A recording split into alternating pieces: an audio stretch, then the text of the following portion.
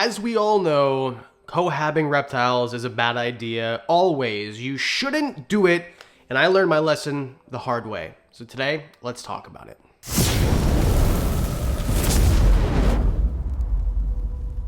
Recently, I made some content about cohabbing reptiles, including a video that was about cohabbing reptiles. It was the entire point of the video, and obviously it didn't go over that well, as you can see from the like to dislike ratio. Now, of course, this video is the one that we put out on September 4th, 2023. And in this video, I explain why cohabbing is okay sometimes. And in this video, I'm gonna do the opposite. I'm gonna tell you exactly why you shouldn't cohab, why it's so dangerous, and the reasons that I think this. First of all, what is cohab? Cohab is short for cohabitation. Basically, this means living together. So if you, let's suppose, have the same species, right? Two bearded dragons living together, that's cohab. Leopard geckos, garter snakes, whatever. Anything living together. If you live with somebody in your house or your apartment, your condo, wherever you live, you are cohabbing with that person. Now, this could be the same species, right? You and your roommate, maybe, unless you consider your cat or dog your roommate. I know I do. This could be something like, I don't know, mourning geckos and dart frogs cohabbing together. That's a multi-species cohab. Maybe you've got a big giant enclosure like a Life Exotic. I can't stop promoting this channel. I just love them so much. That has tons of species in a greenhouse setup. That is also cohabbing. So obviously this video is going to be about the bad part about cohabbing, but I can't sit here and say that cohabbing is always wrong, because that is a lie and disingenuous. And I wouldn't do that to you guys. So let's start off with no-no species. This is what I like to call it. So this is a general rule where it's almost always bad. And I'm gonna say almost always because maybe there are exceptions that I don't know about, and I don't want to crucify somebody who's done this and done it the right way. So for example, chameleons. And the reason that I say chameleons off the bat is because I've spoken to the chameleon guy. That's Bill Strand of the Chameleon Academy. And we've talked about cohabbing chameleons of all different species, and I've never heard him have a good argument for why you should do it. And anybody who I know who's a chameleon person, they have the same sort of idea, and I am not an expert and I can't refute this. So I'm saying, as a blanket, it's a bad idea to put chameleons together. This can be said for other species too. I think that unless you have a really big enclosure, bearded dragons probably aren't a great idea to be kept together. I think that most monitor species, but again, most, right? So this isn't to say that some don't do well together. I know that Komodo dragons are often kept in the same enclosures, and I'm not an expert, so I'm not gonna say it's always bad, but there are certain species that generally probably aren't a good idea, where there are some species where basically nobody's gonna argue that it would be okay if you did it the right way. Now, speaking in generalities, I'm confident with it, and you know what else makes me confident? Today's sponsor, Scentbird. Scentbird is the fragrance company I use. I don't like to smell bad. I am conscious of it all the time. And because I get a new scent every single month, I always feel confident that I smell good. The scent I got this month is Midnight Gold by English Laundry, and this might be my favorite one. Your fragrance says a lot about you, and it can be a conversation starter. I've had more than a few people ask me what I've been wearing the last month. And what I love about this scent is it's fragrant, it's a little bit sweet, but not too much, and it just shows a little bit of the personality that I have in a scent. And the problem I've had before with buying nice fragrances is you have to buy a full bottle, and then if you decide you don't like it, you're stuck with it, and they're expensive.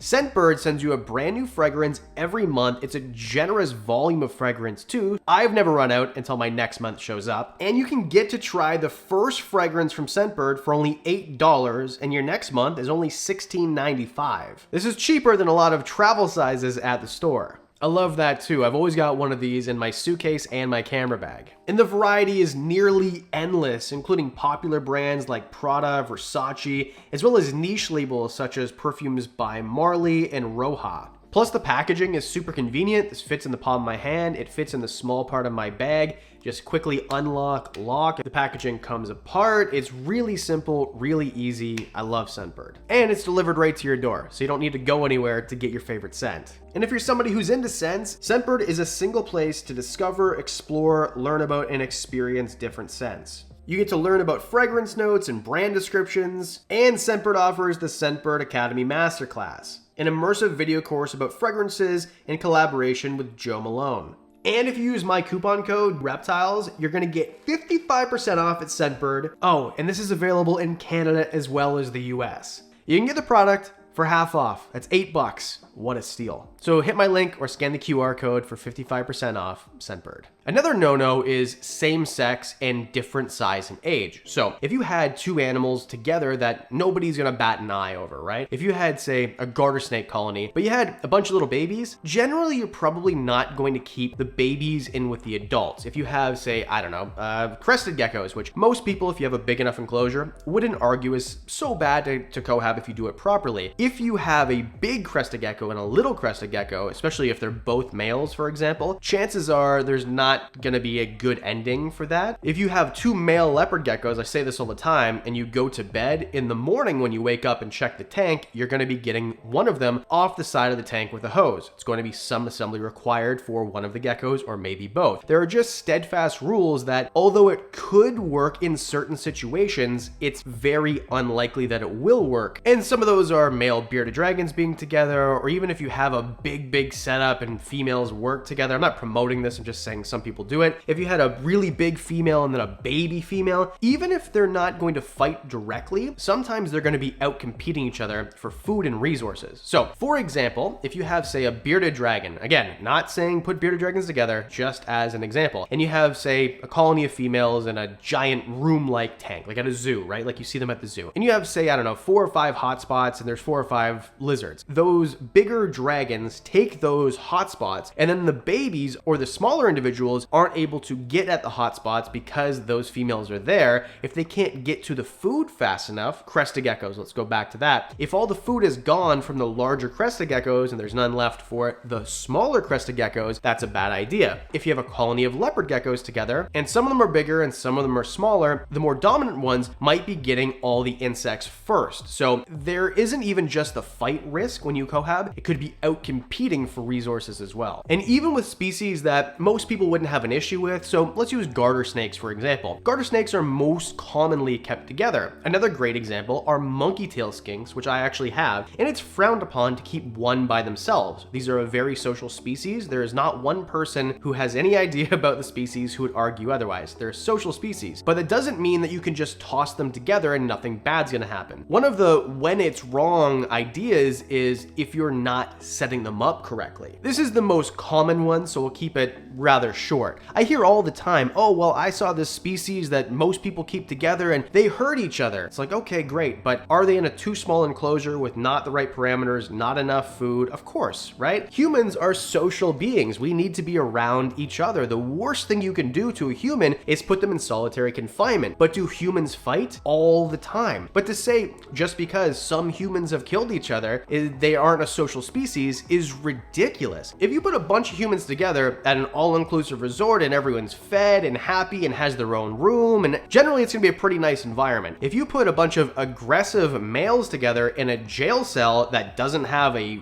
working toilet, no food, and they have to compete for warmth, then yes, of course, there's gonna be fighting. Cohabbing is wrong because are you able to put those things in the right order, in the right circumstance? The answer is some of us can, but most of us can't, and we're mitigating risk when we say cohabbing is bad. Another example, if you don't like the Club Med versus prison example for humans, what about dogs? Dogs are pack animals. I have a few dogs. I like that they're together. They all get along great. But how many times have you heard of dogs fighting each other at the dog park? In fact, the big names in dog training on TikTok, YouTube, Instagram, you name it, all say the same thing. Don't take your dogs at dog parks. It's a dog fight club. Your dog is gonna get hurt eventually. And that's that old adage of it's not if, it's when. But then you're talking about a species that is social, because that's not the most conducive environment, just putting a bunch of dogs that don't know each other into one area, especially when there's humans that don't know how to read dogs in the first place. So that's a bad way, in my opinion. Just taking your dog and throwing it into a dog park probably isn't a great idea. I know that might be controversial, but is that to say that dogs aren't social because sometimes they get in fights? Absolutely not. Dogs are definitely social animals. You just need to make sure that you do it the right way. So again, we say cohabbing is bad because there is the what if. Even the most safe, common cohab, something could happen.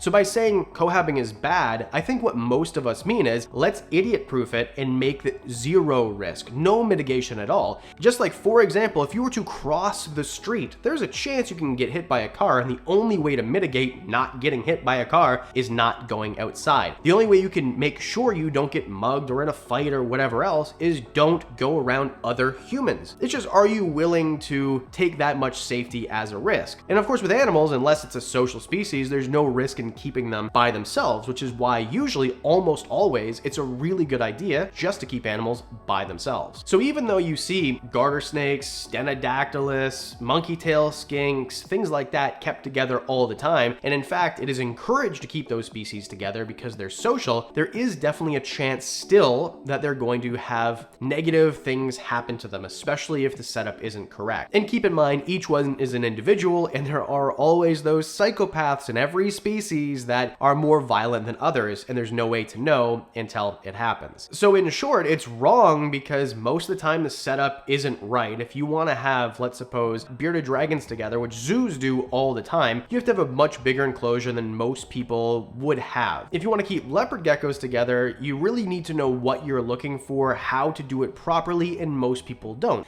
You can't just take 2 leopard geckos and throw them in a 40-gallon with reptile carpet and nowhere to hide and expect everything to be okay. Even though leopard geckos are a social animal in the wild, as a rule, they're always kept together. And if you look at zoo care guides, the care guides that zoos use, it says to keep leopard geckos together. The reason in the hobby we don't do that, or it's frowned upon still, is just to idiot-proof it. It's not to say that it's wrong or bad, it's just to say that there is no evidence that keeping them segregated is bad for their health, so it's easier to do that and just mitigates all the risk. So basically, cohabitation is bad. That statement in a nutshell is, let's mitigate all the risk. And there's nothing wrong with doing that at all, except for certain exceptions. But we need to live life by rules. The rule is you don't keep male bearded dragons together. Is there an exception where 2 might get along? Maybe, but it's unlikely. Most species don't do well in cohab setups, although some of them need to be in cohab setups, or at least should be, such as monkey tail skinks,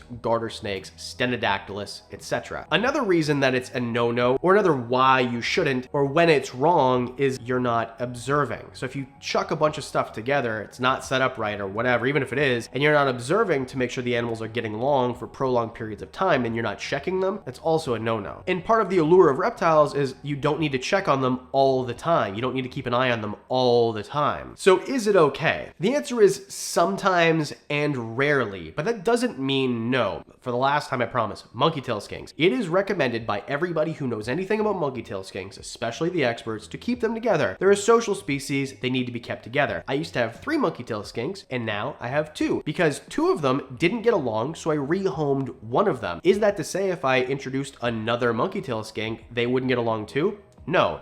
But this is just a testament to an animal or a species that everyone agrees on is a social species sometimes doesn't work. But the main thing is the setup has to be perfect. You have to really think about it, and it's not to save money. A big no-no is I'm doing it to save money. That is silly goose stuff. If you're doing it to save money, just don't have that many animals. And usually a great setup, especially if it's for a multi-species cohab, is going to be more expensive. Let's take a perfect example of that enclosure right there, which we're doing a video on very soon. This enclosure has a big snake, it has frogs, and it has geckos. Now the reason that it works, well, we explained it in last week's vlog right here, but in a nutshell is the snakes don't eat cold-blooded animals in the wild or in captivity, so they're not going to eat things that don't put off a heat signature. First of all, they're not big enough to be considered prey items in the first place. The frogs and the geckos are, well, they're both arboreal, but day geckos are awake during the day and frogs are awake during the night, or at least the white tree frogs are, so they're not active at the same time. They stay away from each other, and they have tons of space. It's 1,500 gallons, and they've got so many places to hide and get away from each other. But this enclosure is way more expensive than if I had all 3 species in different enclosures. Even if I had every individual in different enclosures, that is way more expensive. But again, that is more akin to a zoo setup. Most people don't have 1,500 gallons of space in their home to set it up. And if you were to put the same snake with the same frogs and the same gecko into an enclosure a 1/4 of the size, then you might have issues, because then they might be competing for resources and competing for space. So I don't recommend doing that. It's all about the nuances. And I think that's what we get mixed up with. If you say cohabbing is bad all the time, never ever cohab, I think you're being disingenuous. I think never ever ever is almost always disingenuous. But with that said, live life by rules, and I will say publicly right here, cohabbing is almost always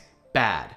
but not always, and there is a right way to do it. So let me know what you think in the comment section below. Have you ever done a cohab setup? Let me know the details. I'd love to see. And of course, thanks to Scentbird for sponsoring today's video. Don't forget to click my link below. And as always, a special thanks to the Patreon supporters. You guys are freaking amazing. You guys get discounts on merch, videos early, everything like that. One-on-ones, those are my favorite. Just talking one-on-one with you guys. Please hit like and subscribe. I do videos Mondays and Thursdays, so I'll see you in the next one.